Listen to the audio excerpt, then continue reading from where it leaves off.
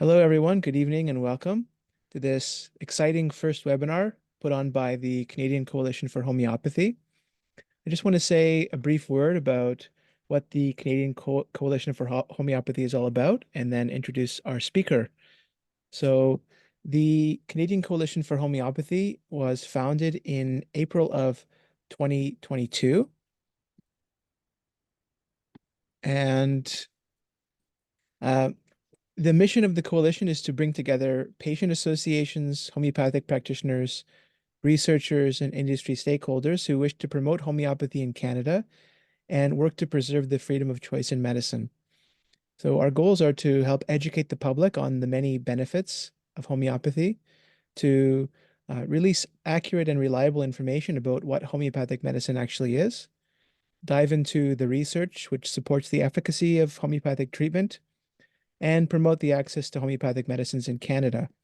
And this is an organization that is spearheaded by many of the leaders of the homeopathic medical community in Canada.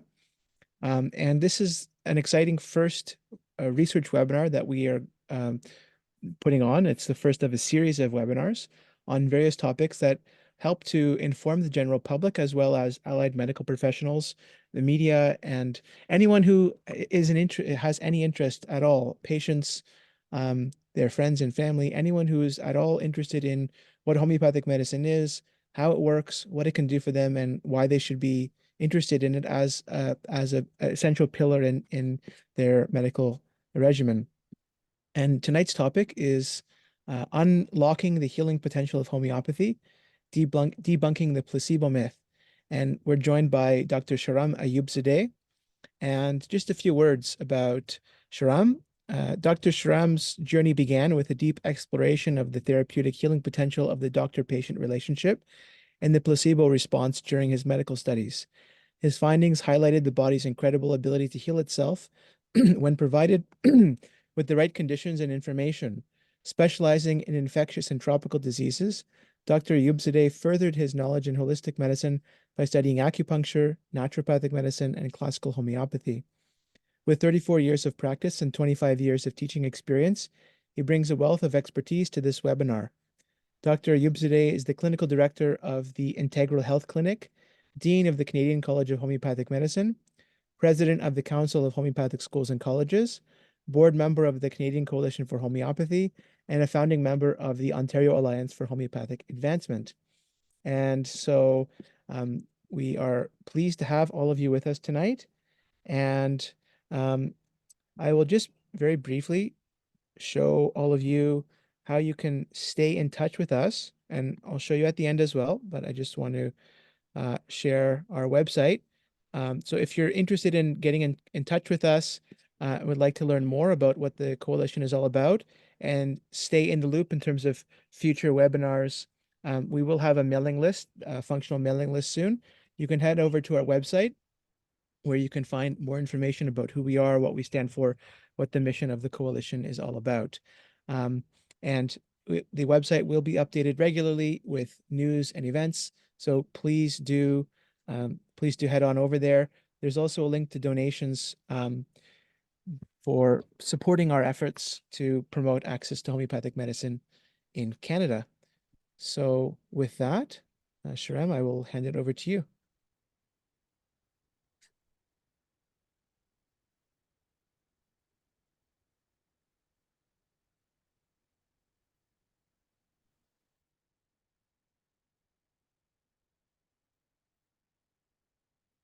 Thank you, Victor. Thank you for your introduction, and thank you to Canadian Coalition organizations for coming together and providing this opportunity for all of us to be together.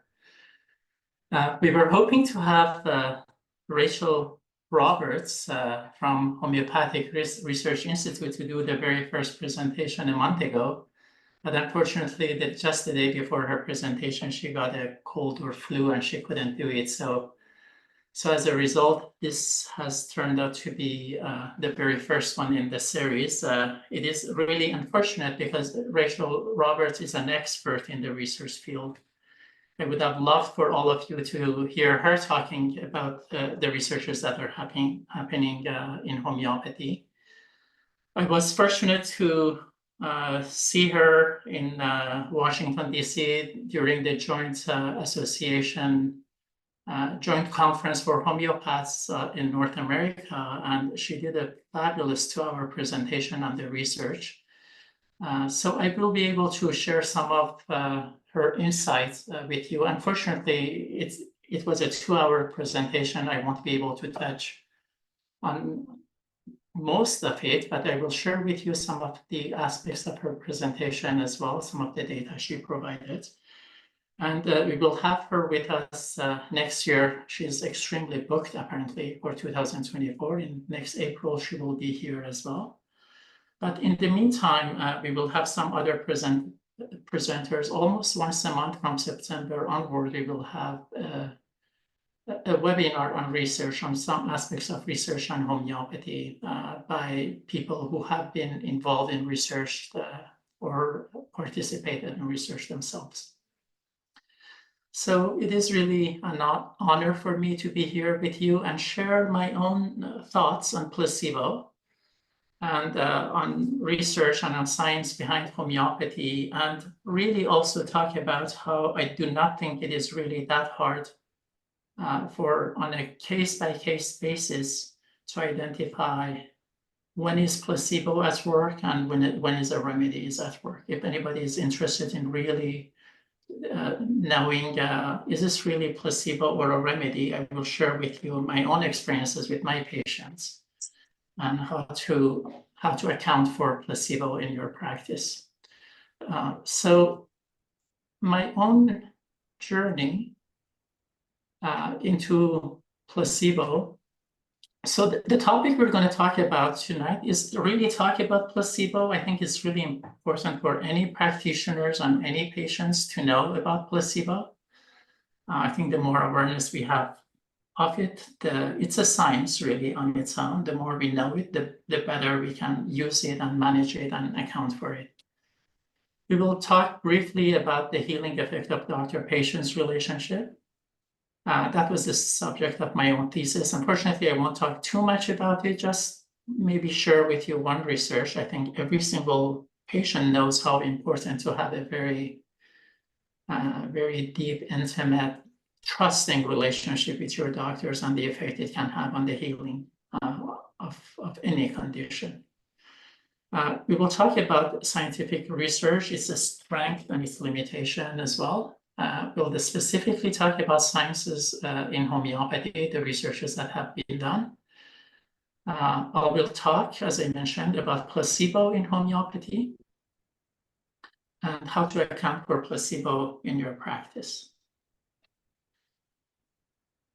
So the very first time that I became very interested and curious on placebo, I clearly remember we were on the third year medical school.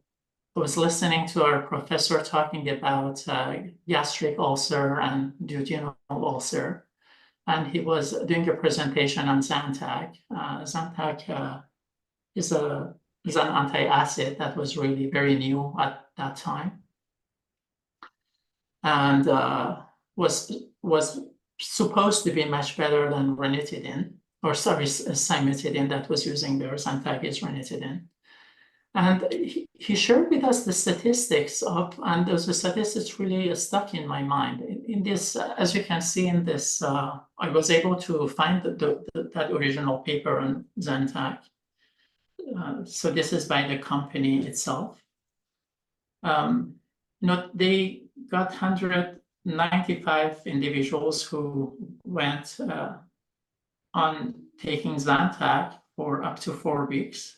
188 people took placebo. So the numbers are fairly close. And after 2 weeks of treatment on Zantac and then 2 weeks of treatment on placebo, there was a 38% improvement with the Zantac group and 19% improvement with the placebo group, which is almost double after 2 weeks. And then on week 4,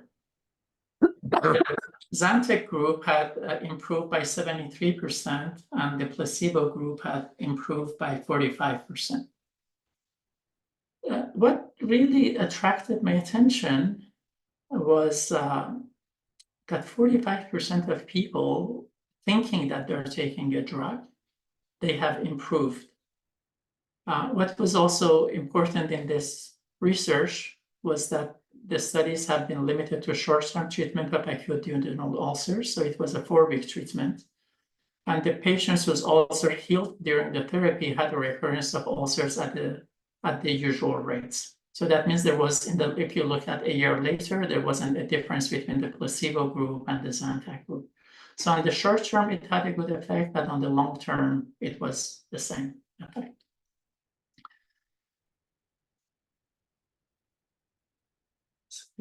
Does it go to the next? So Zantac was also used for the gastric ulcer. So the first one was a duodenal ulcer. This one is a gastric ulcer. 92 individuals in the Zantac group, 94 on the placebo groups. The first 2 weeks, 19.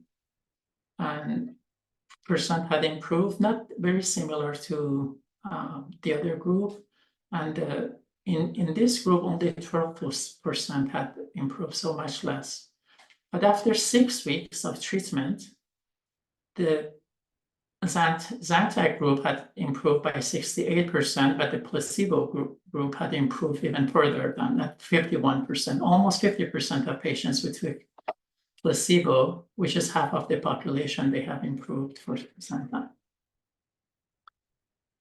I remember a couple of weeks later, while we were at the hospital with the same professor, we had a patient that came in for duodenal ulcer, and I asked my teacher, I said, shouldn't we give him a placebo first because there are 40 to 50% chance of improvement? And he said, well, Zantac is much superior to placebo. Why would you want to give placebo to the patient? So just to come back in here, I want to just take a chance, the possibility and talk to you about, sorry, it went too far. Here. This P number that you see in most of the researchers and their different tables, sorry, I think as I move my mouse, this is moving as well. P stands for the probability and measures how likely it is that any observed differences between group is due to a chance. So P, when you toss a coin, you get a 50% chance that your guess may be right because it's going to be either tail or head. That number in the statistics or in the p-value is 0.05. 0.05 means really half. There is a half chance. The closer you are to 0.05, the more likely it is that it is just a coincidence. It's just a chance that your something is having an effect, a positive or a negative effect. The further you are from that 0.5, the less likely it is for your procedures to have a placebo effect. So here, the placebo effect the P is for 0.0001. So it's almost like 1 in a 10,000 chance that it is just due to pure chance. So the smaller the P, the more likely that it is just due to chance. In this one, it is 0.009, so 9 in a 1,000 chance that it is just pure chance. So I said that because you will see this number very often, and it's important to know how good is a number. So what was striking for me is that when you look at 73% of people improving with Zantac and 45% have improved by placebo, this really means that out of 73%, 45% of them that have improved would have just improved by placebo effect. That's what we do to placebo. control. So the actual number of people who really responded to placebo are 28%. So if you look at that 28% who responded to placebo and the 27 who didn't respond at all, then 45% responded to the placebo. You will see that in 70% of the cases, so 77 people out of 100 do not respond to Zantac. And so Zantac healing on its own is at 28%, but the placebo healing is at 45%. I think my question for my teacher was that if you look at it like that, it would make more sense to give placebo as the first approach. And only if the patient came back and after a month and there was no improvement, then we give Zantac.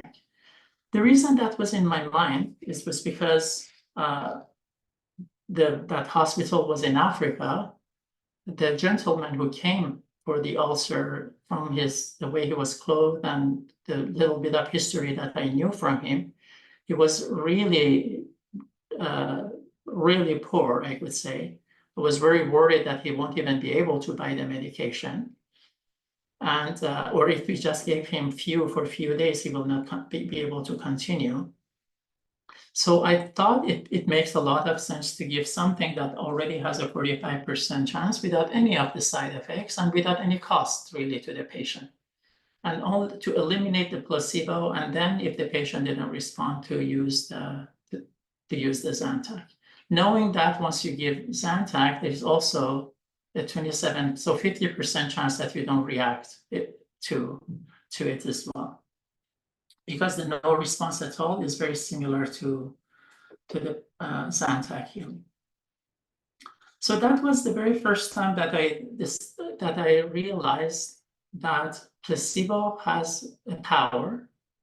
And we already knew, we have had courses on the therapeutic relationship of the doctor and patients and its impact on health and healing. So I decided to do my thesis research on that. I wanted to read as much as I can on placebo, understand placebo, because placebo healing tells me that the body has a capacity to heal itself if you provide it the right condition or the right information. So that power of self-healing always stayed in my mind. Somehow in that mind of a medical student, I said, well, I wish I could do placebo healing for every single patient so nobody had to take anything but a placebo. Because placebo isn't supposed to have all the side effects that are associated with many of the drugs. So the word placebo itself means I shall please.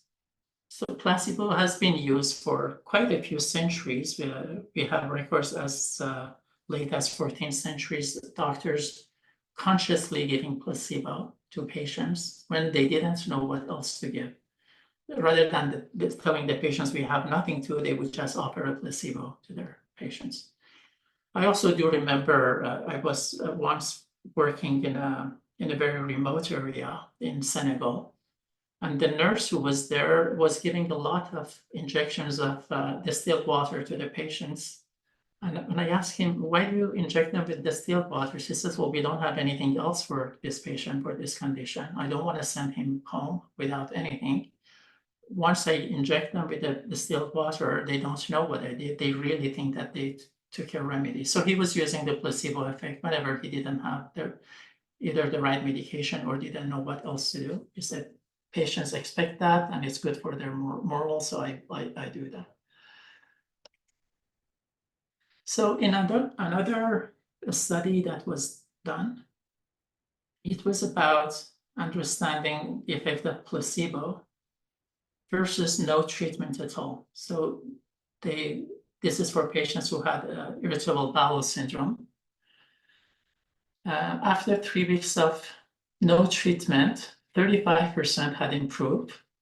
And the labeled placebo, so they did tell the patients that we're going to give you placebo, and 60% of patients had improved, knowing that they were taking placebo. So this also is very interesting because we often think that we have to do a double-blind study and not tell the patients whether they're taking placebo or not. But in this specific study, they either chose not to give anything or to tell the patients, we're going to give you placebo to see if there is any improvement. And people who had placebo had improved already by 60%.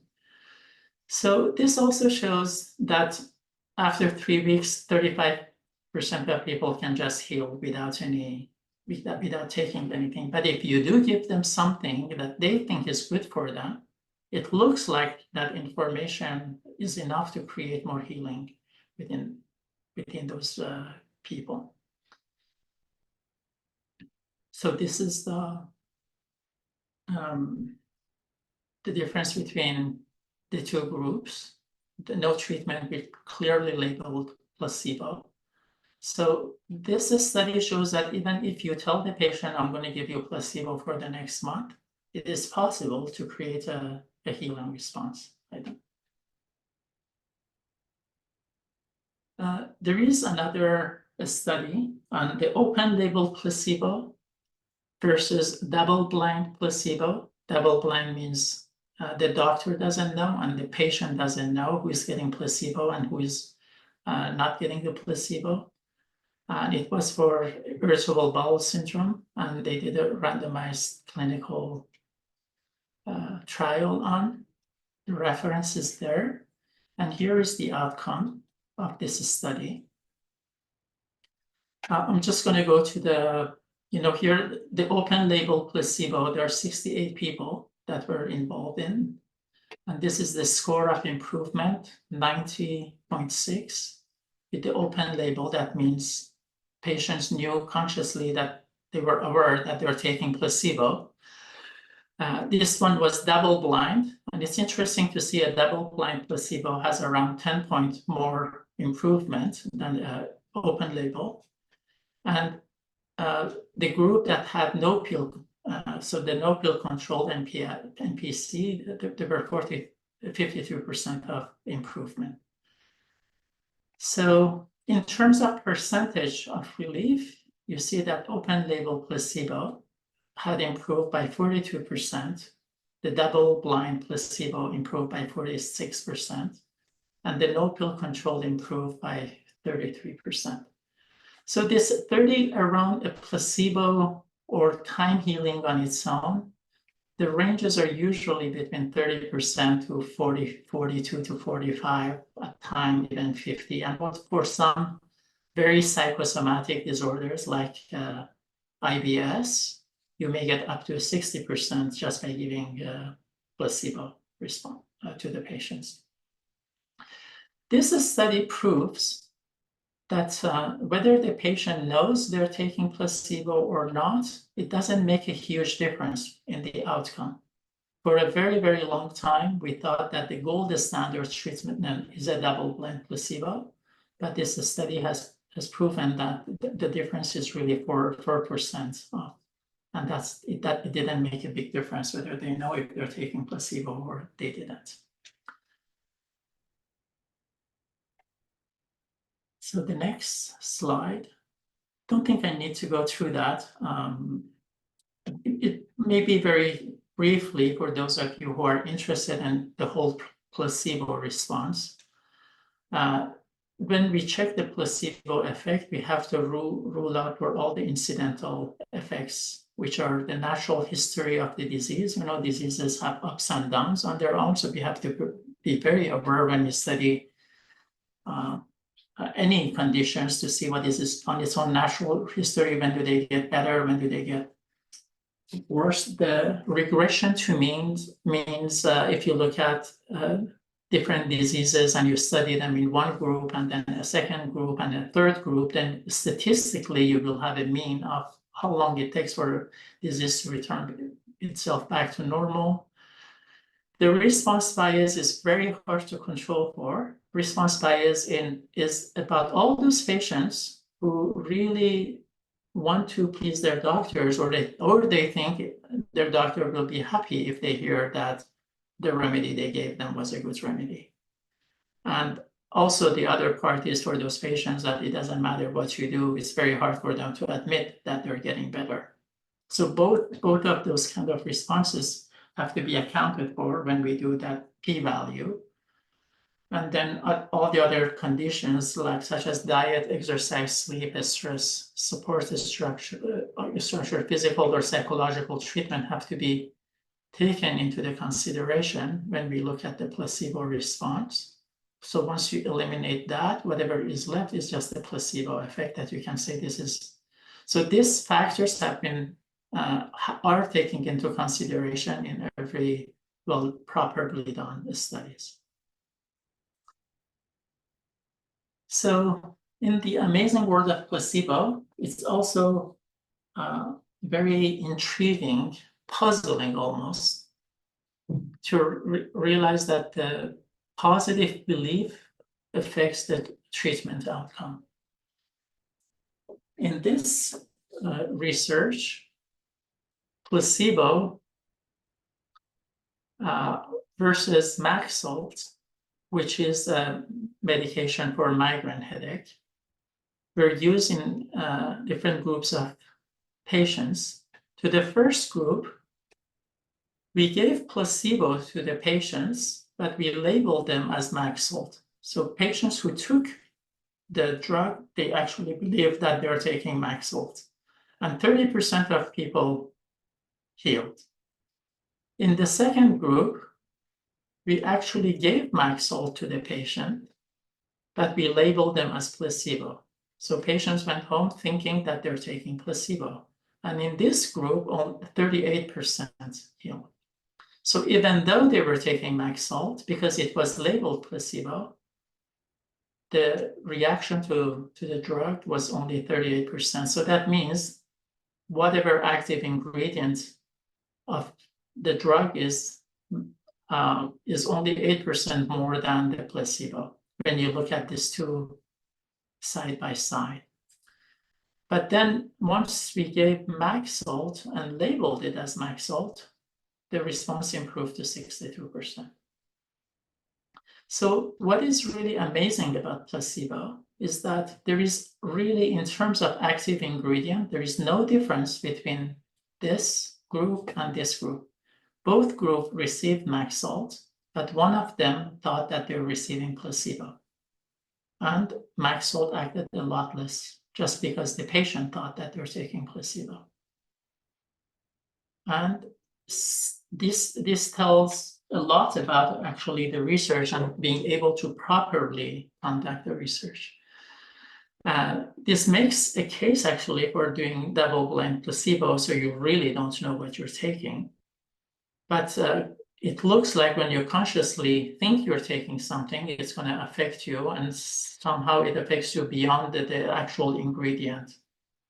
So here in the 62% of Maxalt response, 30% of them would have reacted to a placebo anyway.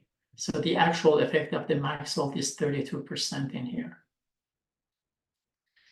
So this shows that the belief system of the doctor and the patients, this is just about the patient. This is not about the doctor. On the next slide, I will tell you about the attitude of the doctor. And in some other studies, the belief system of the doctor has affected the outcome of the treatment. These are all the side effects that are related to Maxalt. I don't want to go through every single one of them, but if you look at this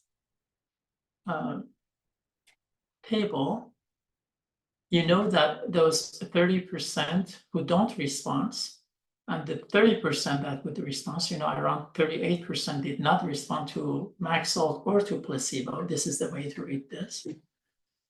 Those 38% who don't respond to Maxalt nor placebo, and 30% that do respond to the placebo, which is a good 60% almost of the cases, if they just are given placebo, there are 58% less of the population who will go through these side effects. And these are a group of, and these are not side effects that anybody really like to have, including chest pain or allergies or xerostomia, which is when your mouth becomes very dry. And this is due to either reduced secretion of the saliva or a change in the composition of the saliva. Just think about a substance that could change the composition of your saliva. What else it can do to your other body fluid and to your whole system. And all this effects shows that maybe it is time to give placebo a lot more worth in day-to-day practice of any medical doctors. Fortunately, I was giving a talk to a group of medical doctors a few years ago, and when I did mention that I use placebo, there was a comment about how unethical it is. You always have to give something that is better than placebo. Why would you give placebo to a patient consciously? But the science of placebo actually is telling us that we can give placebo without ever thinking guilty that we're doing something wrong, because you actually may be doing a lot of things right. And those considerations are not only economical considerations. That was the very first time that I was thinking, so well, if people cannot really afford the medication, wouldn't it make sense to give them placebo? And the other consideration is that every single chemical, every single drug that we put in humans' ecosystem is going to be excreted through the feces, through the perspiration, through the urine, and it's going to go to the ecosystem at large. Every drug, regardless of what it is going to be eliminated by the body, and it's going to impact the health of every living organism that exists outside of us. So in the time that we talk so much about environmental effect of everything that is around us, of the chemicals, I think it is extremely important to recognize that there are millions and millions and millions of people who are taking drugs for no reason at all. At least 30 to 40% of them, in some cases 50%, could have just get the placebo and not to have this all this hormones and antibiotics and steroids and so on excreted in the environment. So environmental consideration, economical consideration, psychological consideration, and side effect consideration. All of those could make a very good case to be okay at having a placebo effect on the patients or give placebo directly to the patients at the right time when it is the right for the right patient.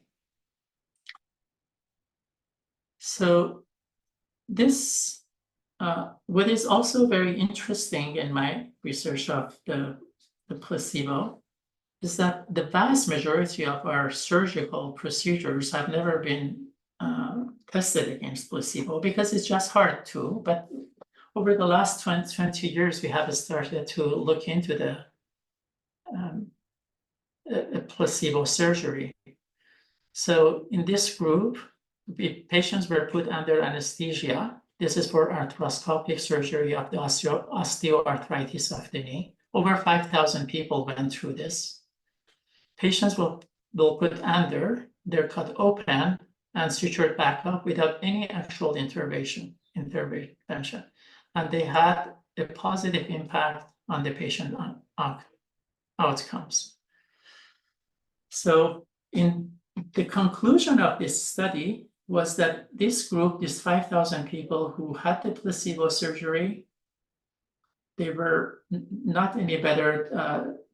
They were as good. They're not any worse than those who had the actual arthroscopic procedures, which is the arthroscopic debridement and arthroscopic lavage.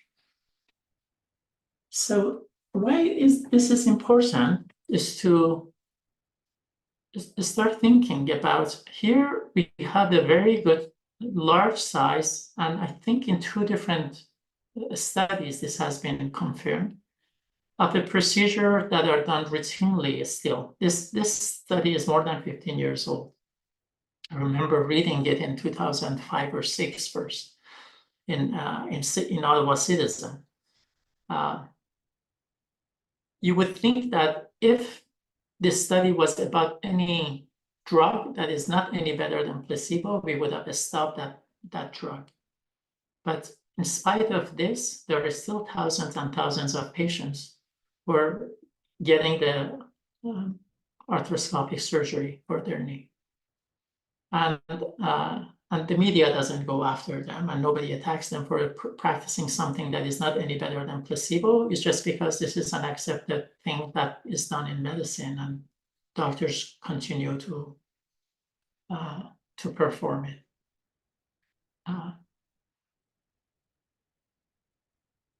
So this other research that I'd like to share with you, it has to do more about the doctor's effect itself and the attitude of the doctor.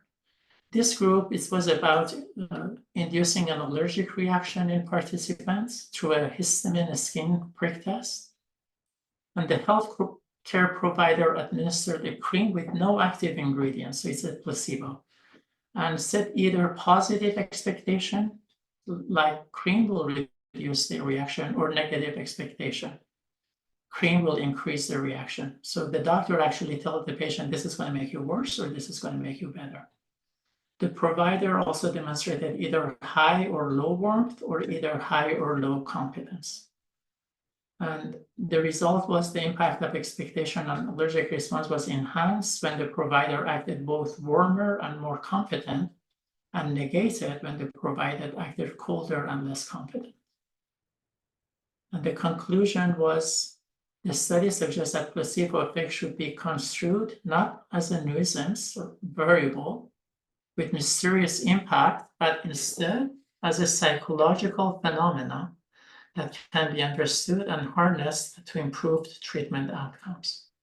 So we have a very clear study, and many of these studies are out there, that shows that the attitude of the doctors and the use of the actual placebo should be part of something that any practitioner, any physician could harness in their treatment, and not something to just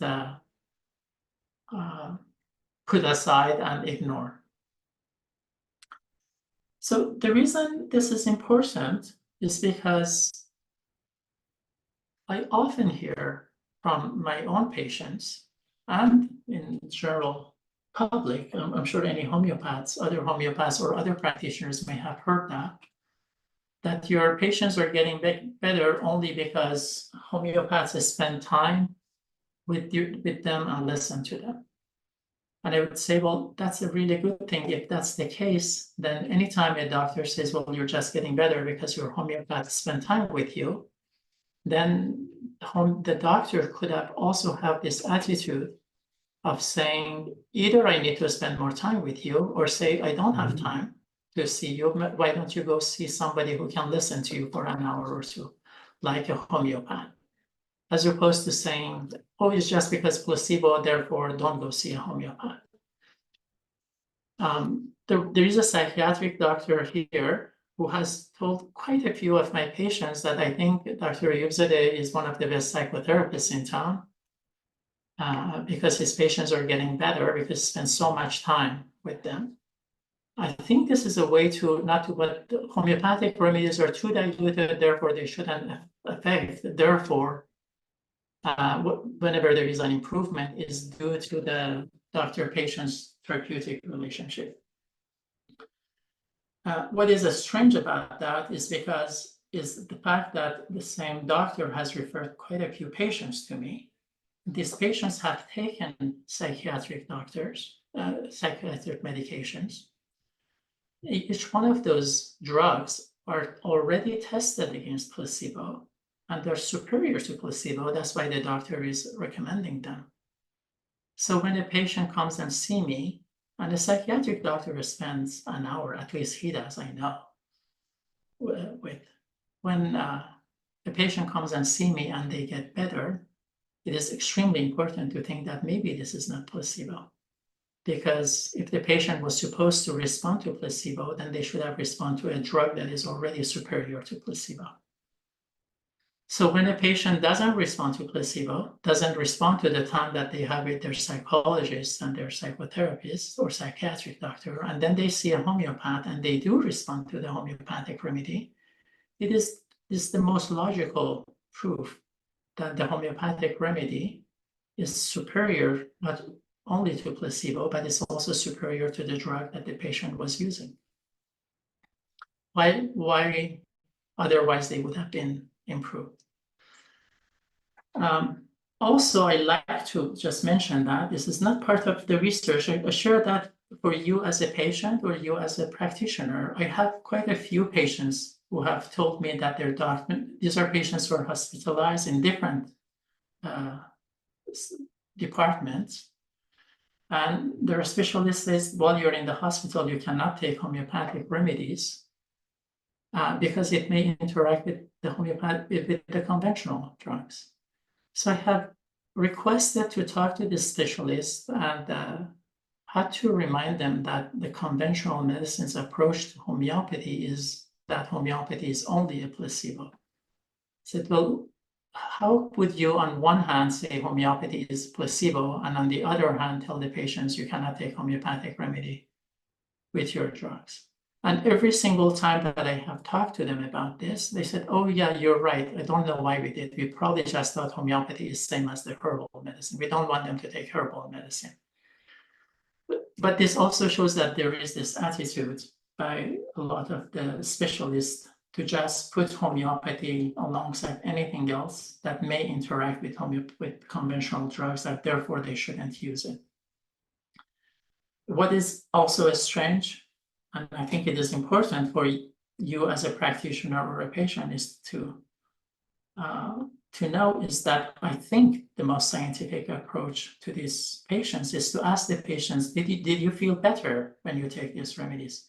And if the patient says, yes, anytime I take the remedy, I feel better, even if the doctor thinks that it is a placebo response, then they should encourage the patient to say, well, if it makes you feel better, then take it, rather than telling the patients, no, you're not allowed to take this. This is against really the science of homeopathy.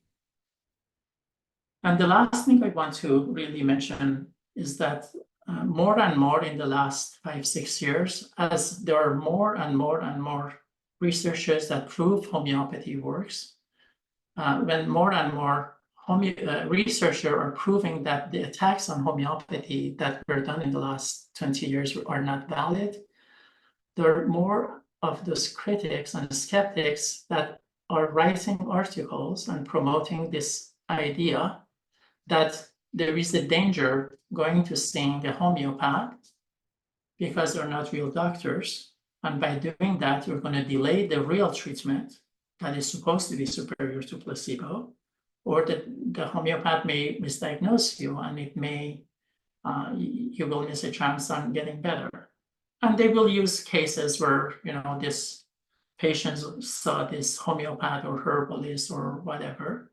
And then after 6 weeks or 6 months, they found that they have cancer or something like that.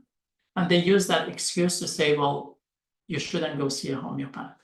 Well, I think what is really important in this approach is to recommend, I have been in practice for 35 years almost in Canada.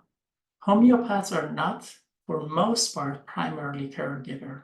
I would say 90%, maybe 95% of my patients, they use conventional medicine. They have a primary care provider. They come to see me with all kinds of tests and results. And they come to see me and they have to pay to see homeopath as well because OHIP doesn't cover it. So that argument may work in some other countries, third world countries, maybe when people don't have access to primary health care provider, but it absolutely makes no sense in a country like Canada at all. But it's also the opposite of it is very true for us as homeopath to consider. I have thousands of patients that have done every single thing that conventional medicine can do for them. They have seen quite a few specialists. They have used conventional drugs and they're not happy, they're not satisfied, either because of the side effects or because the treatment outcome is not what they expect. So these patients, for years and years and years, they have been suffering, and they come, they see us as homeopath. We spend a few sessions with them, provide 2 or 3 remedies, and then one of the remedies works amazingly well, because homeopathy is a highly individualized science. And I think the opposite argument is equally true. All these patients who have been blocked or have been stopped or told to not to go see a homeopath have been denied proper healing. On the other hand, I do know, because I do spend a lot of time with my patients, I know quite a few patients. Every single year I have patients that I do tell them, you need to go ask your doctor to check these other things, because they have misdiagnosed you or they haven't paid attention to this.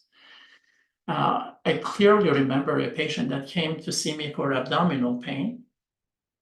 And as I was talking to him, I suspected that she may have a cancer. I put her on the examination table and checked her, and she had a very enlarged liver, very hardened liver. And I called her doctor right away and said that I think this patient has cancer. Should I send him to you or send her to the hospital right away? And he was really appreciative. He says, please send her back to me. And this patient passed away 8 weeks later. She has been suffering for 2-3 years of abdominal pain, and her own doctor has missed diagnosing her. So this is something that happens all the time also in conventional medicine. I was just going to say that this attack on homeopaths is not very founded. If anything, they should say, because so many people are seeing homeopath, we have to make sure homeopaths have the best education possible. You have to make sure that homeopaths have a very solid foundation in science and anatomy and physiology and physiopathology and so on, as opposed to saying, don't go see homeopath. So all of that to say that placebo is a science. If seeing a patient, if a homeopath seeing a patient produces a healing that a physician may believe it is only a placebo effect, there is enough science beyond placebo that the physician should encourage their patient to continue seeing the homeopath, even if it is only a placebo response, because the physician hasn't been able to provide that placebo response for their patients. So, so those are facts that it's extremely important for us to take into consideration when we talk about placebo and homeopathy. Now we're going to talk about the science of homeopathy on its own. One thing that is really interesting and important to me is the science of homeopathy itself and the approach that we have to health.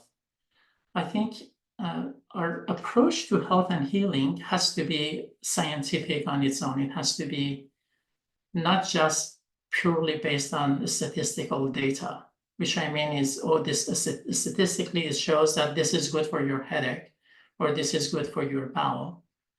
The question is, what is it really that needs to be cured in the patient? So I think any therapeutic approach, for it to be scientific, cannot just base itself on some mere statistical data. It has to be very logical. It has to be based on very sound principles.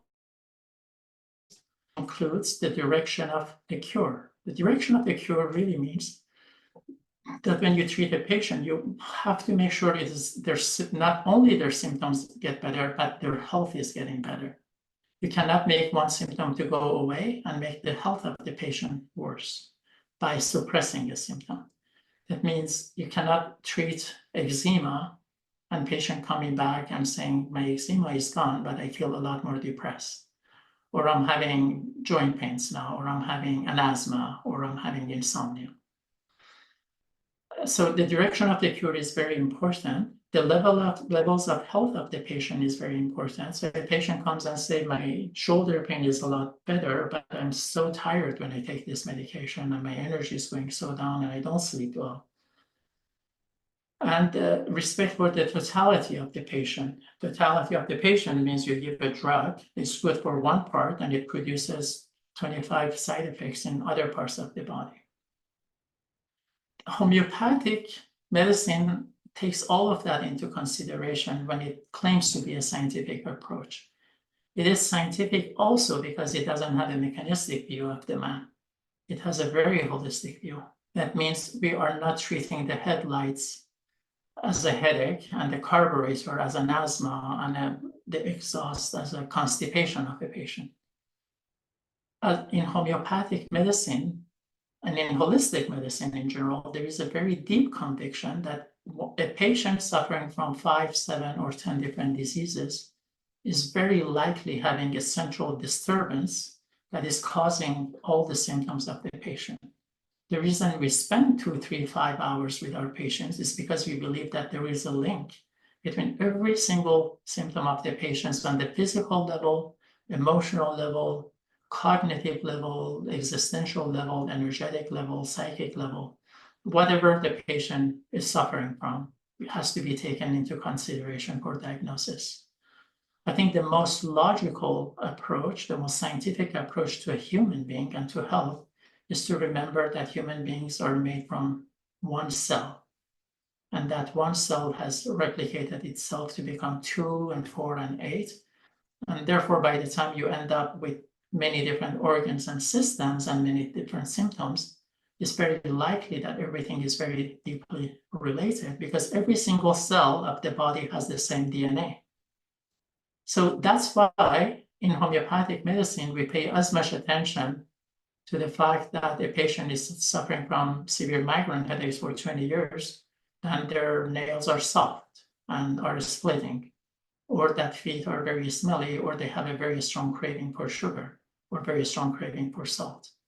That means there's nothing about the patient that is not important for when you take into consideration a human being. This approach on itself is a lot more scientific than a mechanistic view of treating a headache as a headache and asthma as asthma and constipation as constipation without any connection, and then creating a lot more side effects by the drug that we give, and none of those things getting cured. That means the patient becomes dependent on the drug.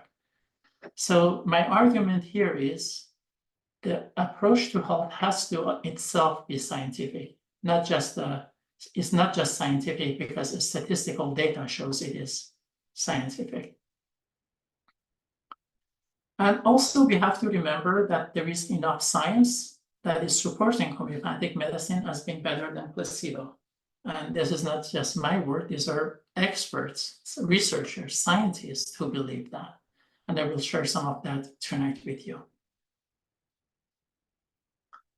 And this decision to give open label placebo or give nothing at all to the patient, no pill control, or accounting for the placebo effect through a double-blind study is both a science and an art that I believe has to be used in every single prescription that any physician or any practitioner is using.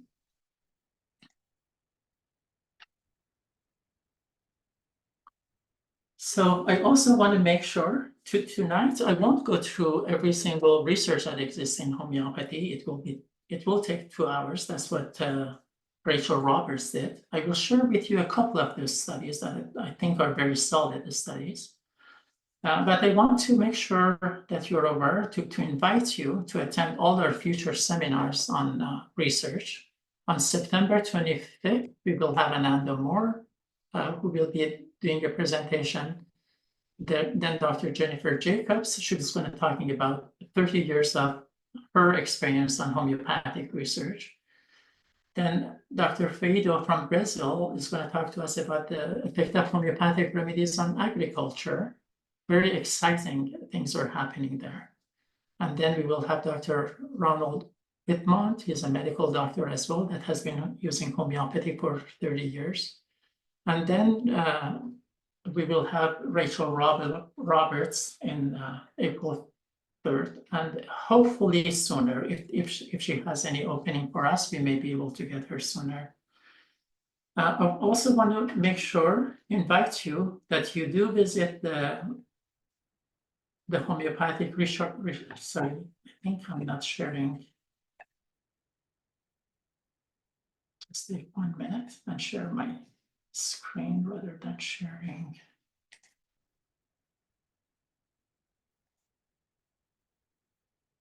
So this is the website for the Homeopathy Research Institute. I really want to encourage you to go through this website. There are tons of articles, the HRI research about HRI and so on, their news and events, how you can support them. They have a annual conference as well, and they invite all the researchers from around the world. So please go through this website if you're interested in different researchers in homeopathy. Coming back to my presentation. I'll show you a 4-minute video on what actual scientists say about homeopathy. See if I did this, I would get to.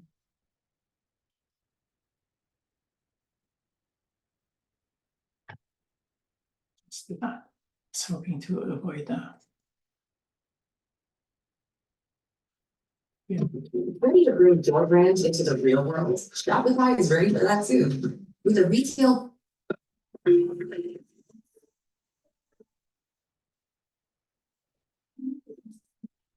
I'm Stephen Baumgartner, I'm a physicist. I'm working at the University of Wittenherdecke in Germany, as well as at the University of Bern in Switzerland. And I've been doing research, basic research into homeopathic potentization now for about 25 years. I'm Leonie Bonami from Brazil, and I work in Universidade Paulista, São Paulo. I'm Alexandre Tournier. I'm the chairman and founding director of the Homeopathy Research Institute. I am Vladimir Voyekov, professor of the Faculty of Biology of Moscow State University. My name is Robert Hahn. I come from Stockholm, Sweden. So I have worked full-time with clinical research in surgery, anesthesia, and very much in urology for the past 25 years. My name is Jens Winker. I work at the Carstens Foundation in Germany and we do research programs for complementary medicine and especially homeopathy. I'm Rachel Roberts, and I'm Chief Executive of the Homeopathy Research Institute.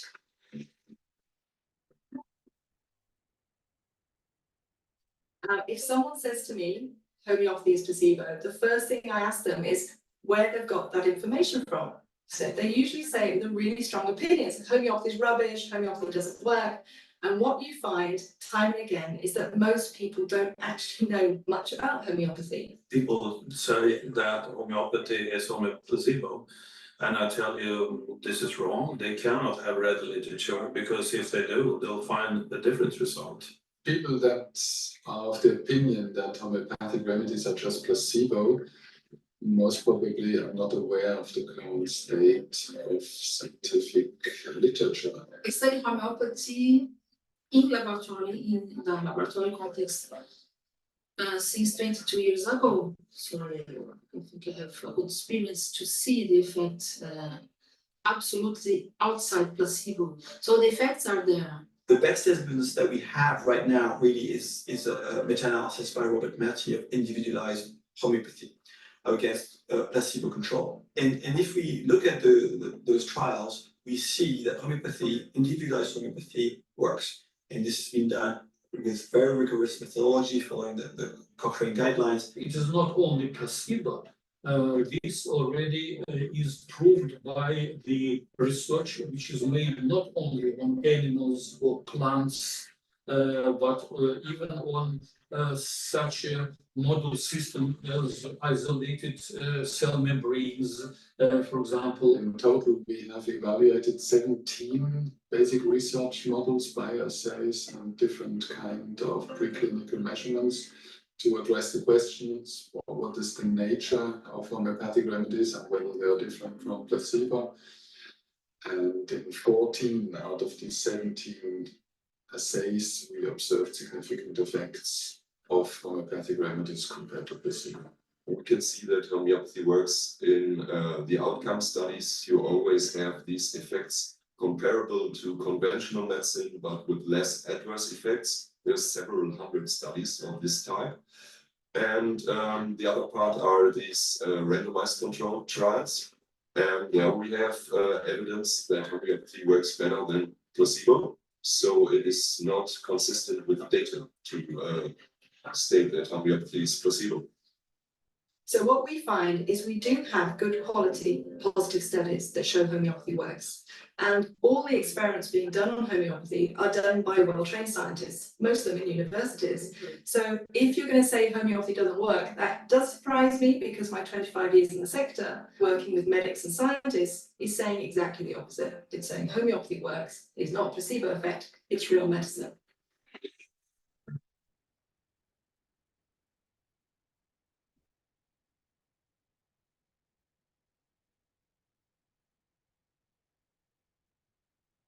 Most people have no clue that in 2023, the best way.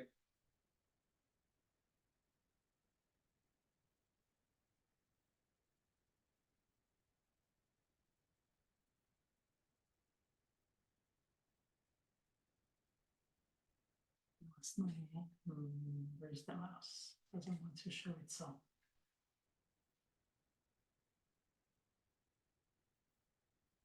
Stop sharing and share again.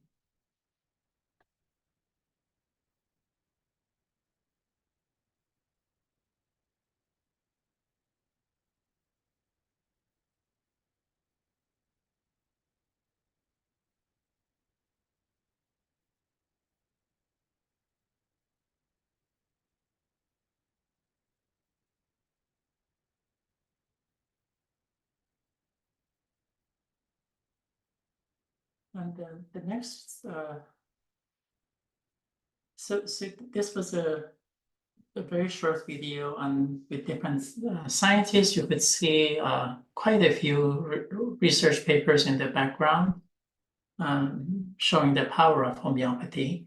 I also like to inform you, if you're not aware of this film that Kim Elia and his groups have produced recently. It's a 2-hour documentary on homeopathy, both from actual cure cases and talks about the research. I'd like to share with you just a very short clips of this, so you can be just an introduction to this.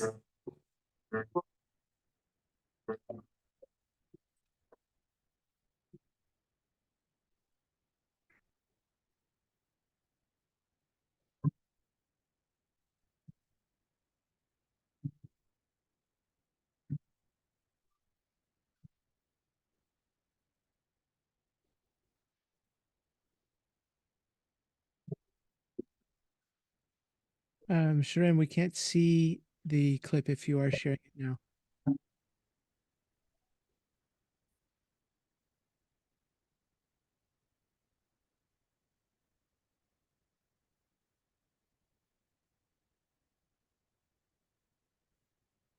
So I really want to encourage any of you who have not seen this film to really look for it and watch it. It's an amazing documentary. It's really high quality in every way. Cinematography and the content is really amazing. The good news is that it is very possible that this movie can be showcased by Netflix. In order to do that, Netflix requires the producers to have 30,000 followers by end of July. So I really want to encourage you to, maybe we could send an email out later on how to follow them on Google, on their Instagram, and please become a follower of Homeopathy, the film.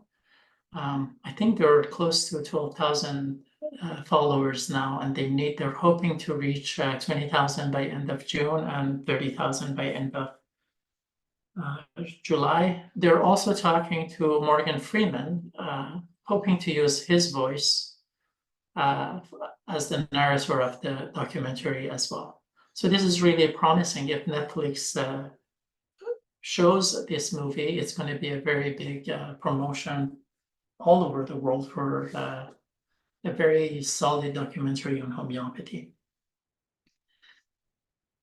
If any of you need any information on how to do that, please send us, send the coalition or send our college or send myself an email, and I'll be more than happy to share with you the Instagram page of Kim Elia's group.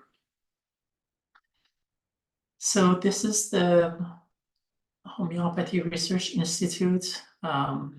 They're generating new research. They're communicating with existing evidence, and they're constantly updating their website with the latest in homeopathic research. So please go to their website and follow them.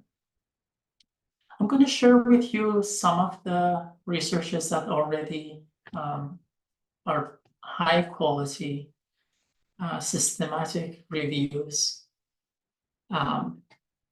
This one was published in 2014 in mainstream journal. 22 placebo-controlled trials were analyzed. And homeopathic medicine, as a conclusion, said that when prescribed during individualized treatment are 1.5 to 2 times more likely to have a beneficial effect than placebo. So this meta-analysis is a very solid analysis that has been published in the mainstream journals. The real-world evidence here, impact of add-on individualized homeopathy for adults with self-reported depression. 458 patients have been analyzed after 6 months of treatment. 333 had usual care compared to 125 who had the usual care and they had individualized homeopathic treatment.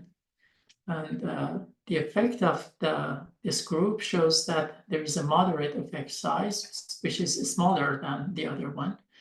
But the p-value of this research is extremely in favor of homeopathy. So that means 18 out of 1,000 chance that this may be due just to placebo. And these results were maintained at 12 months. This one was done in Ukraine, double-blind randomized placebo-controlled trials, 113 patients with acute maxillary sinusitis. This wasn't an individualized homeopathic, it was a commercial homeopathic remedy that is made for sinus inflammation. And there were a greater reduction in the symptoms in homeopathic group rather than the placebo. And you see here the p-value in this group is 1 in 10,000 as well. That means this research is as good as the one that was done on Zantac, but it had the exact same p-value. The gold standard in homeopathic practice is when you actually can do individualized homeopathic treatment. 2 studies have been done in India. One was done in 2010, and they were involved 30 people. And during that research shows that homeopathy is better than placebo for insomnia. They have repeated the same study, and this time they did it with 60 patients. They had individualized homeopathic treatment or placebo. Group 1 got consultation plus homeopathic medicine. Group 2 got consultation plus placebo. And they took the sleep diary and insomnia severity index. And insomnia improved more in homeopathy group than the placebo. And the p is 0.001. So that means it's 1 in 100% chance that this is just due to the placebo.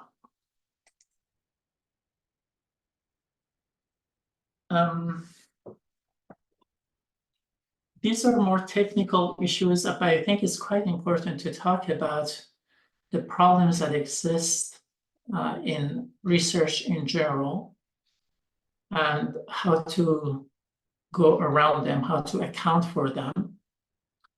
The publication bias, the selective outcome reporting, and registration of trials are the 3 most important things that today we are looking for deciding whether a study is of high quality or not.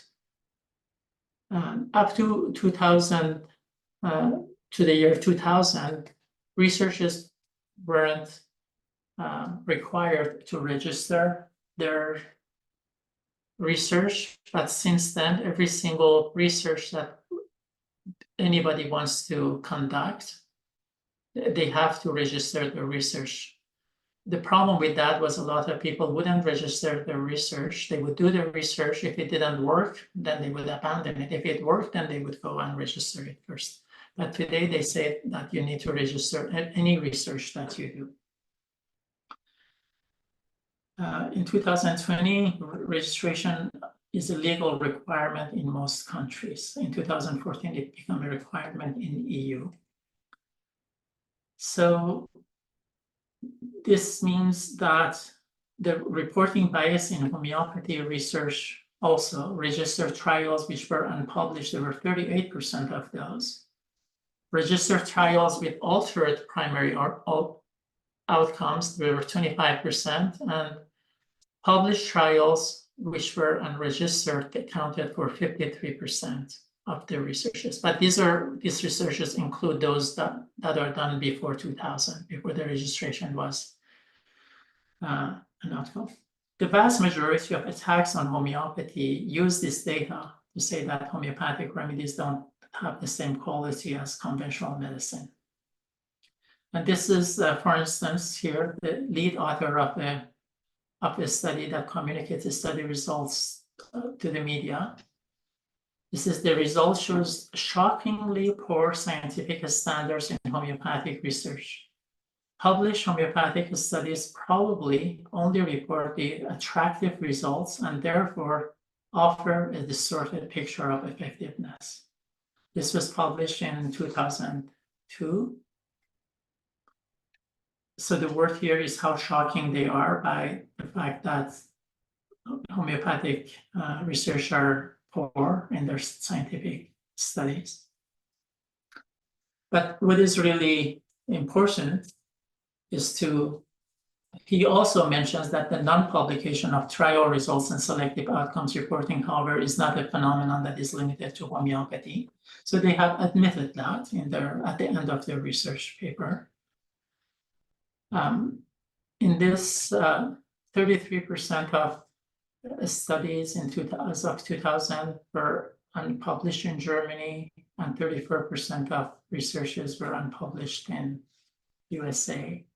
And homeopaths unpublished were 38. I think the comment here is, and that's a very important point that Rachel Roberts made as well during this conference, that the difference between these two is only 4%. It doesn't make anything shocking about homeopathic research. That's how all other researches have been. So here, if you look at the conventional medicine trials, the unpublished trials, according to that research was 33 to 34%, but in some other researches, it has been up to 50% versus the 38% in homeopathic group. The trials with altered primary outcomes in homeopathy were only 25%, but they were close to 30% in conventional medicine. And unregistered trials in homeopathy are 53% compared to 45%. So if anything, if you were to make a conclusion based on this, you would say that homeopathic research are not that different than conventional medicine. They're comparable. And there is nothing shocking about the homeopathic state of research. But that, unfortunately, those words are used against homeopathy. I don't want to spend too much time on these little differences, but I think what is really important is this graph is quite important. The highest level of evidence quality, regardless of the test results that were done in 2013, 2014, of 608 reviews of conventional medicine, only 13.5% were matching that high level of quality. But if you mix the level of evidence quality with positive outcome and significant results to the patient, there were only 4% of those conventional medicine that meet all these standards. In the last 15 years, any researchers that has attacked homeopathy have used these levels of evidence quality, positive and significant, to share that homeopathy is not that much better than placebo, because homeopathic studies also show that homeopathy is within that 4 or 5% as well. But this is also not any better. If they adhere to the same quality for homeopathic studies than conventional, the vast 90%, 96% of conventional studies should be rejected. So evidence of high quality is uncommon for medical and health-related interventions assessed with grade. This is when you put all of this together, it's a system of meta-analysis. And our favorable evidence of high quality is even more uncommon. So this really to say that the attacks that have been done on homeopathy is about few researchers using these really high standards, applying to homeopathic researchers and say that they're not standing up to the highest standards. While this is also true about the conventional medicine trials, and nothing has stopped conventional medicine trials to go to the public, and those substances have been used. So it's a double standard that's used against homeopathy, unfortunately. So to know more about, if you want to know more about the research, as I mentioned, I invite you to go to HRI. I did not want to spend too much time to talk about what is already existing in HRI website. I could have spent another half an hour showing you many researches. Maybe two of the most important one I could just verbally talk to you about. Research on baby frogs, testing homeopathic thyroxine, which is a thyroid hormone, at the 30th dilution.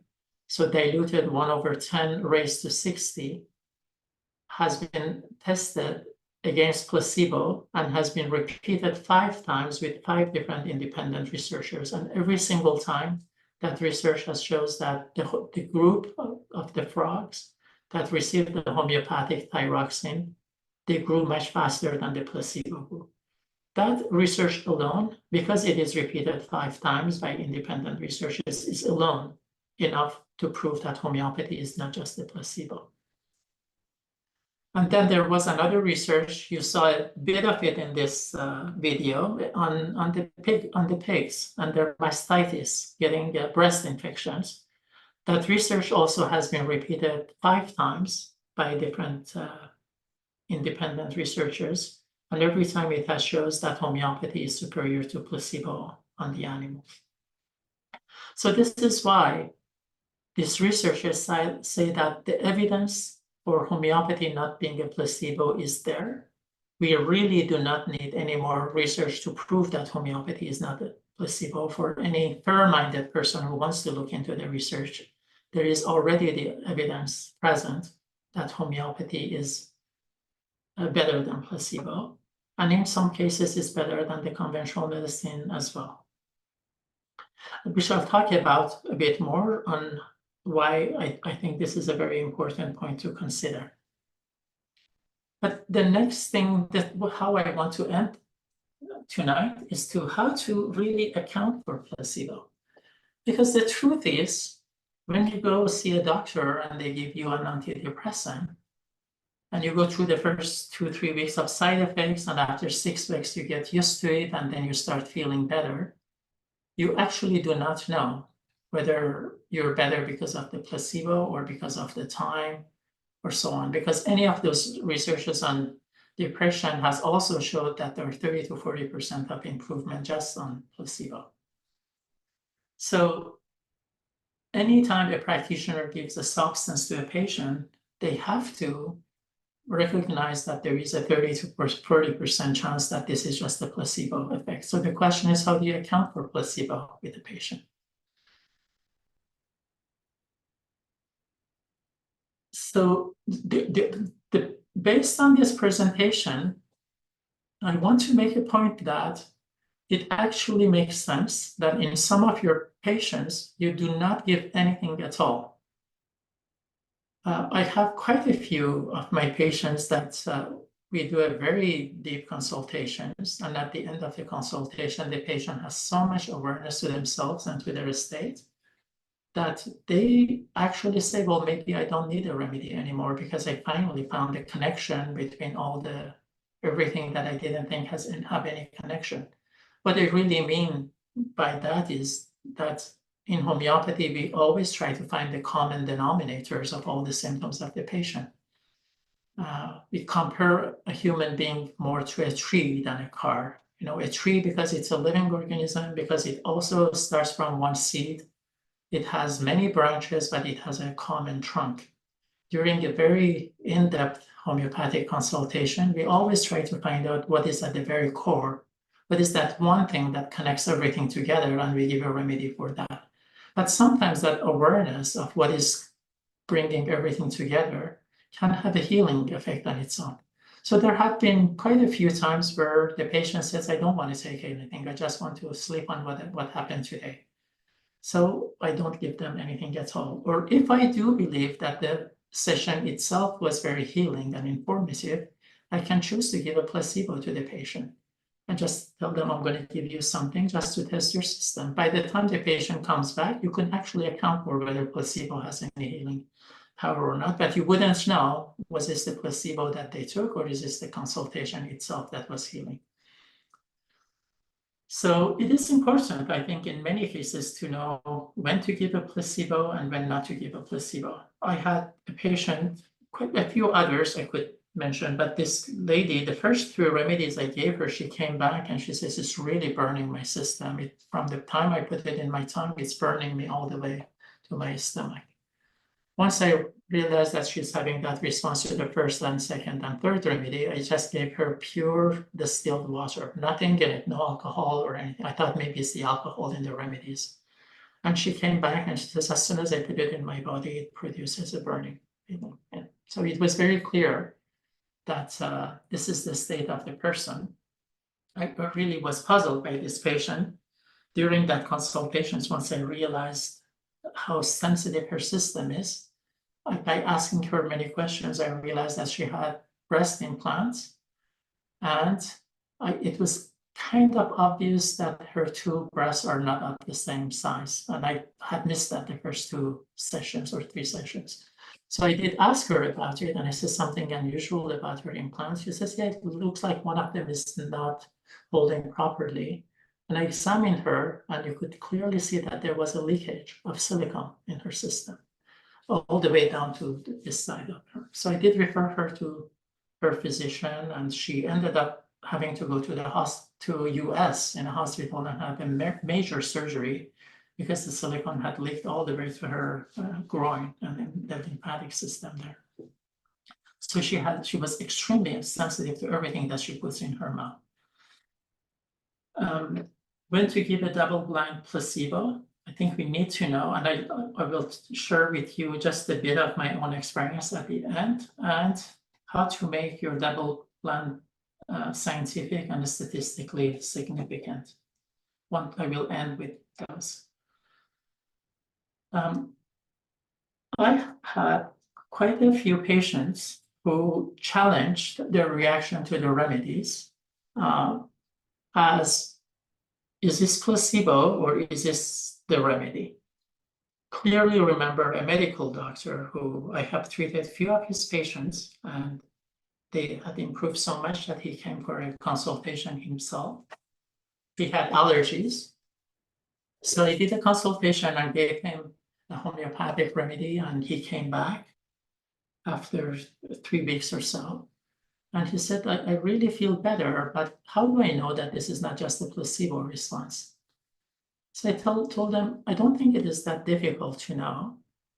I invited my receptionist to come to our room, And I asked her to prepare 7 bottles. I prepare my remedies in liquid. It's a mixture of water and 20% alcohol, to which we add the homeopathic remedy, few drops of the homeopathic remedy. So I asked her to prepare 7 bottles without telling us or without telling me to put the homeopathic remedy of the patient in 2 of them and have the other 5 as placebo. And I instructed the patient, the doctor, to take the first bottle once a day. So I didn't know which one of the bottles are placebo. He didn't know, and which one is the remedy. So I invited the doctor to take the first bottle once a day. I said, if there is any reaction, any aggravation or improvement, you stop and you wait until the effect of the remedy is finished. Then you go to the second bottle and you do the same thing. And then you go to the third bottle and so on. So he had 7 bottles and 7 weeks or more to test these different bottles and come back and see whether his body has reacted or not. Now, I didn't have any problem doing that, is because this doctor has been using antihistamine also for his allergies in the past, so he knows that his symptoms can improve, but his reaction to the homeopathic remedy was far beyond what an antihistamine does for him. And the effect wasn't just on his allergies, it had a deeper effect on his constitution. So I knew that this cannot just be a placebo response. So we did that, and the patient came back after 2 months, and he said that I reacted to bottle number 2 and number 5, and I didn't have any reaction to any of the other bottles. I invited my receptionist to come in and ask her to bring the file where she wrote which one is what. And to both of our surprise, not to mine really, bottle number 2 and bottle number 5 were homeopathic remedies, and the other 5 were just placebo. I'm sharing this case to share with you that on an individual basis, you can actually account for placebo. Anytime you suspect that a patient may be having a placebo response, which is not a bad thing really, or you want to really rule out, you could do such a thing. For this doctor, once he was so surprised to realize that the 2 that he's picked are the actual remedies with, I was going to say active ingredient, but the active ingredient is the homeopathic remedies that are present in a very high dilution in these remedies. So this doctor didn't need to read a research paper to prove to him that homeopathy works. He had the direct experience of a homeopathic remedy, and then he tested it against the placebo in this randomized control way. So the probability of this patient, this doctor, being able to discover the 2 bottles out of 7 being homeopathic, not placebo, is 1 in 21 chance that this is due to chance, which is close to 4%. So remember that the placebo response has between 30 to 60% response in most cases. When you do this, you can reduce that possibility to 4%. Then you are sure that this is not just a placebo response. And it is very, very far from the 50% response that this may be. If you use 2 bottles, there is 50% chance that the patient is going to just say that it is the right remedy. I have done 2 bottles, I have done 3 bottles, 4 bottles, 5 bottles. I think once you bring it up to 7 and you include 2 or 3, you actually increase the chances of them not being able to detect, of not it to be a pure chance, because being able to say which one is placebo and which one is not placebo is almost equivalent to not only detecting 2 out of 7, but to be right about every single one of those. That means he was right that number 1 was placebo, and number 2 was placebo, and number 3 was placebo. When you actually account for that he was right 7 times out of 7, the actual statistics of that is 1 in 5,000, that this could be just pure coincidence. So this is to say this is a way, a very direct way of being able to account for placebo with our patients. And the last, sorry, I think I may. It's just the last thing that I want to really, again, bring to anybody's attention is to recognize that when a patient has, I had a patient, maybe if I give an example, it makes it a lot more clear. This 21-year-old patient came with migraine headaches, severe migraine headaches. He was on morphine when I saw him, and it was helping him at 70%. Sorry, not morphine, on Toradol, one of the codeines. And he has been suffering from migraine for years. At the beginning, he could stop it by taking an Advil or something, and gradually he went to migraine medication, different migraine medication that stopped working one after the other, ended up going to psychotherapist, chiropractor, acupuncturist. He's done according to him, he has tested everything that is possible for, and he had only a 70% improvement with the codeine. This patient received a homeopathic mineral after 2 hours of consultation. Within 2 months, his migraines almost disappeared. It was one of the salts of zinc sulfate that I had, zincum sulfuricum. That's the remedy I had prescribed. When this patient went back to his doctor and told him that the homeopathic remedy has helped him so much, the doctor said the same thing. Oh, it's just a placebo. Homeopathy is placebo.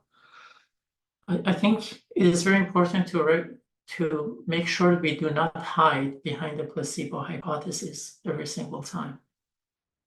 I think it would be very scientific for this practitioner, this doctor, this neurologist, to say, well, if this person was going to respond to placebo, how come he didn't respond to all these anti-migraine medications that are superior to placebo? And codeine, that is really a very strong painkiller. Why would a homeopathic remedy have such a deep effect on eliminating the pain when codeine couldn't? Codeine is superior to placebo. Homeopathy has been superior to codeine. It's very important to start thinking that maybe there is a lot more into homeopathy than just placebo. And every single time, I hope that if a patient goes to a doctor and tell them that I have improved with homeopathy, and the doctor says, well, homeopathy is just a placebo, to ask these doctors, how come your placebos didn't work on me? And this homeopathic placebo is working. So this is where I'm going to end tonight's session and open the floor to questions, any questions you may have. Sorry, it took a bit longer than I hoped for, but I wanted to make sure I'm thorough. I'm happy to address any questions that you may have if I'm able to answer. If I'm not, then I can get the right answers to you from the Homeopathic Research Institute and make sure you get your response. Excellent. Thank you so much, Shahram. Just a word before we take questions. We will take questions in the chat, and we also invite people to raise their hand, and we can go through one by one. If anyone would like to turn on their video and ask a question rather than typing it in. But I do want to say that this is being recorded, so if you're not comfortable with being on recording, then you can type your questions into the chat.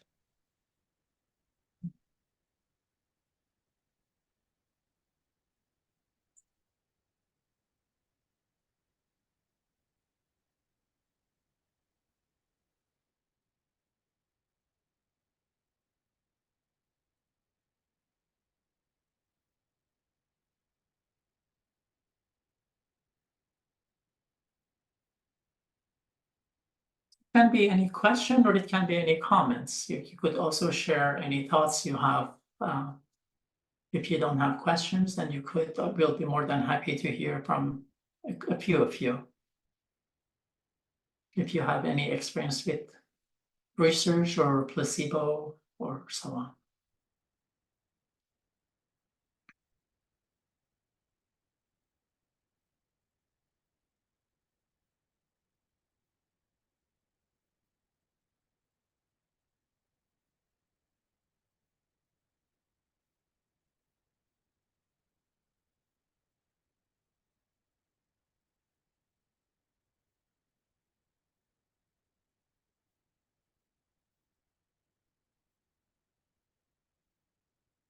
I think there are a few hands that are raised. I think Albrecht is the first. Hi there. There you go. Okay, I was having a hard time turning the camera on. I had a question, Dr. Shahram. Usually when I read about the criticism that they have of homeopathic research, it has mostly it focuses on the fact that if it's not how do I say?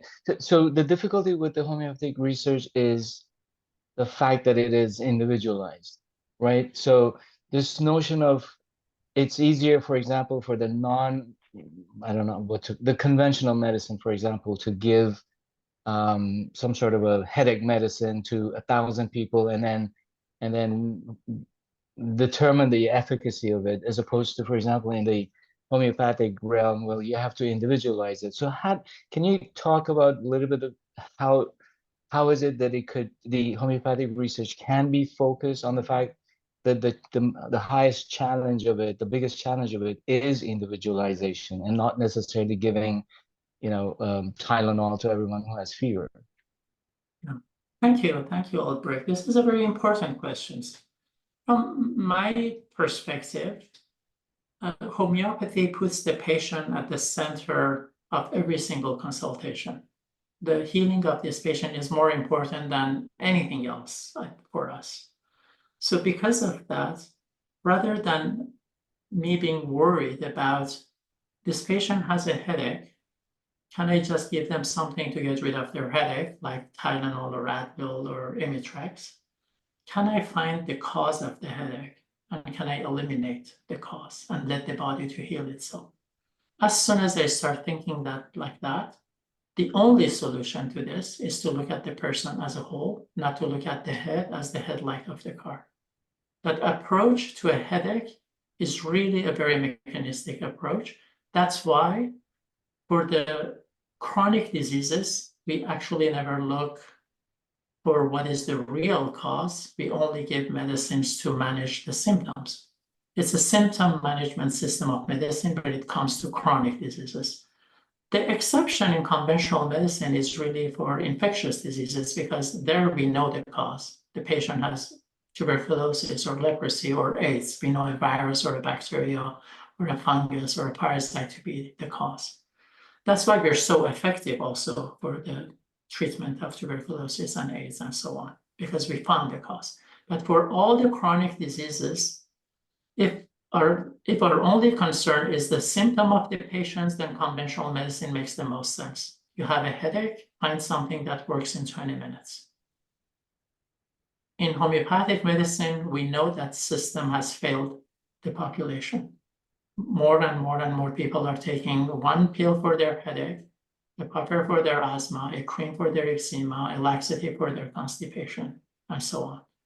But nobody is really looking at the person in their totality. If as soon as you do that, you have to remember that no two DNAs are the same. That means no two patients are the same.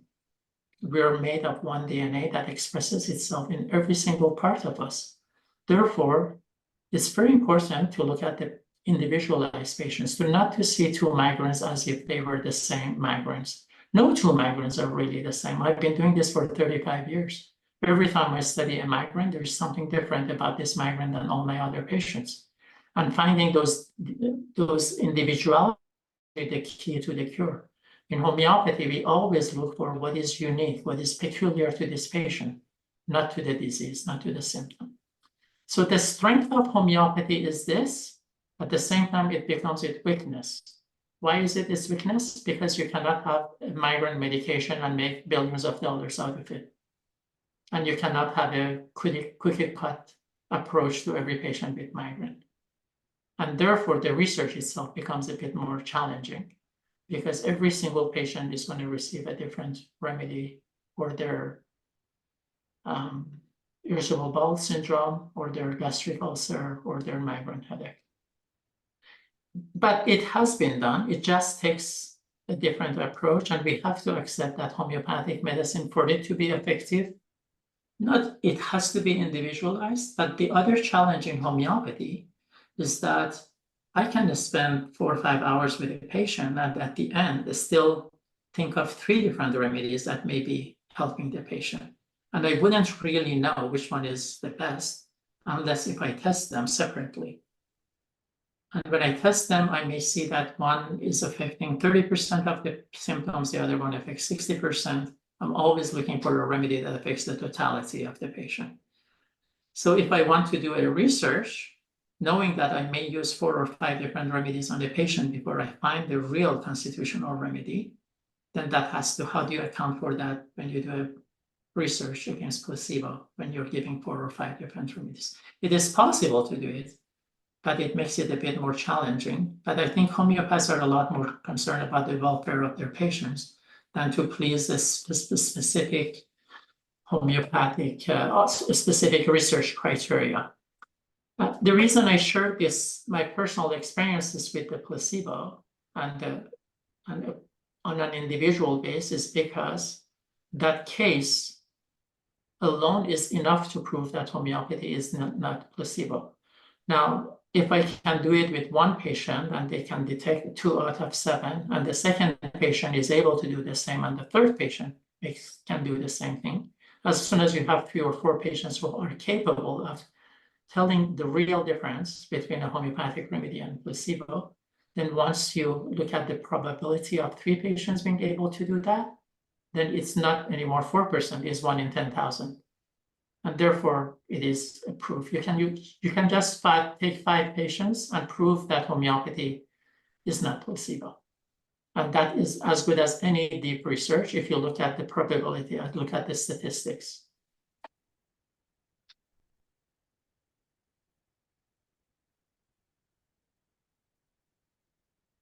I always wondered, well, how is it that, for example, the traditional Chinese medicine or any of the other arts of healing that, for example, acupuncture or others that use the qi, the key, the vital force, they have been able to not only get licensure, but to collect a body of, yeah. But they have the same challenge as homeopathy, right? The notion that there's a vital force and something will, it's yeah. So from what I know, there are two different researches that are with acupuncture, for instance. One of them are using the same points for the disease, and the other one is to do individualized acupuncture per patient, because ideally, acupuncture is also individualized. You select the patients when you look at the tongue and take the pulse and so on.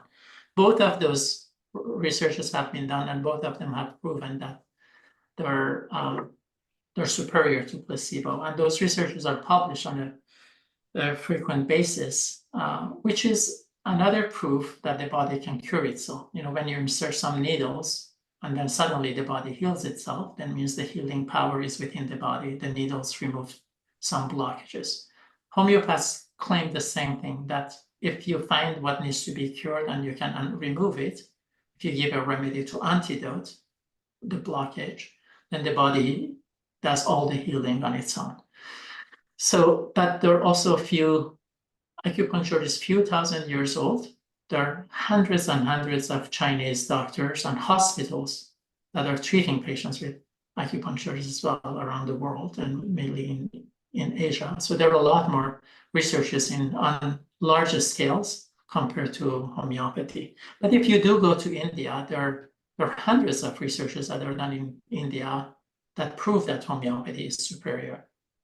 And that's why the Indian government has incorporated homeopathy into their system. But the same researchers have been, in Switzerland, they researched the effectiveness of homeopathy, cost effectiveness, and symptom outcome, the treatment outcome, and they realized that homeopathy is as good as others and cheaper. So they incorporated homeopathy into their system as well. And there are 4 or 5 other countries who have done those researches on cost effectiveness and the treatment outcome, and they have incorporated homeopathy as well. So, but the researches in homeopathic medicine are not any less of quality than in acupuncture, except the attack on homeopathy is a lot more than it is on acupuncture. It's much easier for a very scientifically driven mind to think that, yeah, maybe if you insert needles and inflict pain, then the bodies react to, and that's why the patient gets better. But if you believe that you can dilute the substance 200 times and there is still a reaction, it's very hard for them. So they look for every single excuse they can find to attack homeopathic research. And once you want to do that, then you realize, as I showed you, 96% of all the researchers are not going to pass that test. I didn't want to go through really the details to attacking those studies that attacked homeopathy. Rachel Roberts has done a fantastic job during that conference. I'm showing that even the Australian report in 2014 that attacked 2015 that attacked homeopathy, after 5 or 6 years, they made a statement that we didn't say that homeopathy is not better than placebo or doesn't have effectiveness.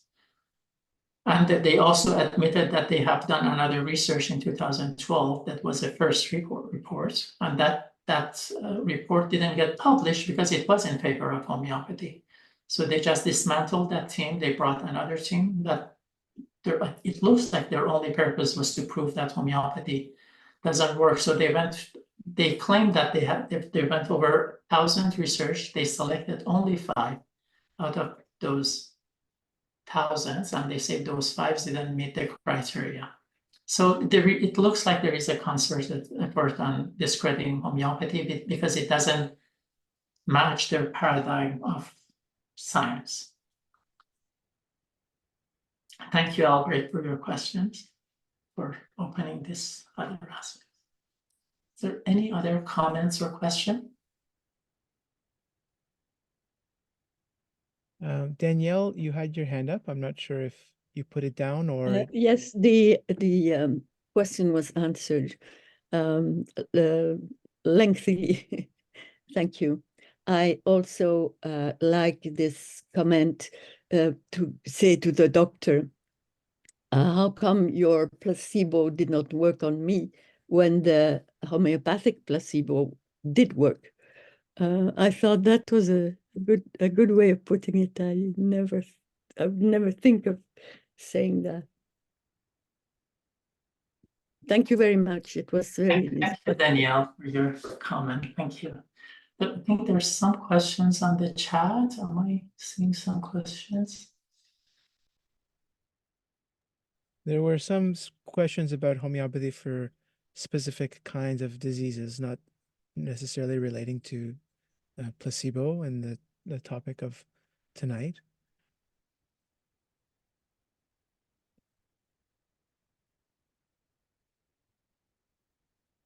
Somebody else has joined.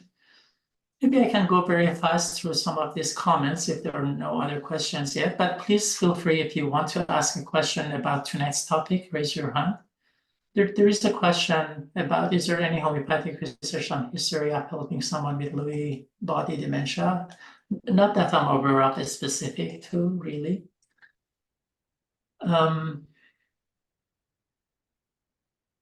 Is there a homeopathic remedy for thyroxine? Yeah, thyroxinum is a homeopathic remedy, but it doesn't replace your thyroxine. But homeopaths use thyroxine when it is well indicated for a patient. So it's never a replacement. The same thing, homeopaths use cortisone in different potencies, but not as a replacement for corticosteroids. And pretty much anything else. Many of the drugs have their homeopathic dilutions, but homeopaths do not use them for the same indication.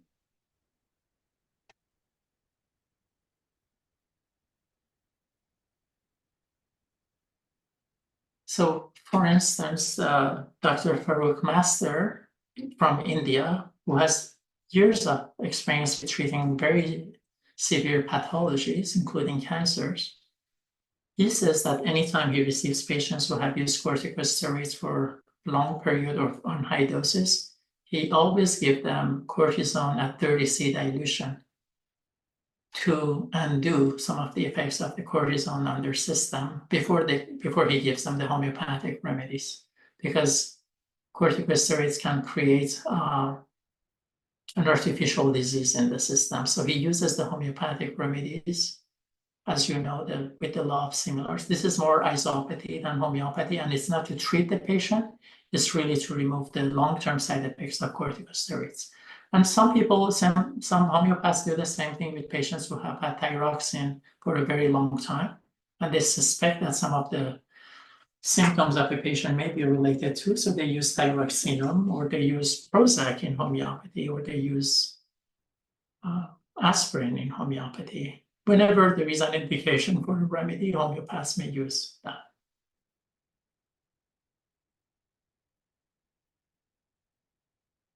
This webinar will be posted on the website or on YouTube, Victor? Yes. Yeah, I will post it very shortly. And it will be on the website and on our YouTube channel. And since it's been asked, I'll just show the website one more time so people know how to access it.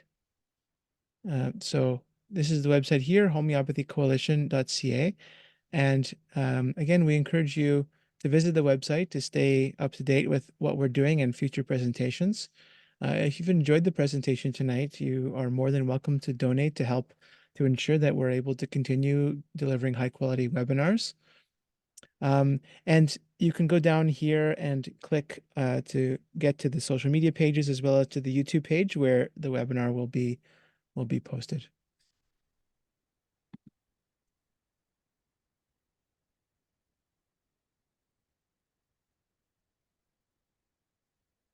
Very good. Well, it looks like we're done for tonight.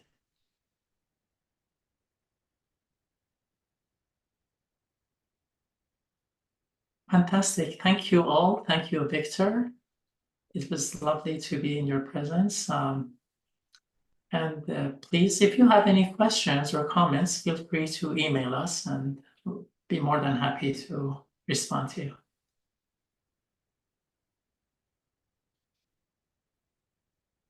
Thank you very much, Shahram, for a wonderful presentation. I wish everybody a wonderful evening and a good night's sleep. Thank you. Bye-bye.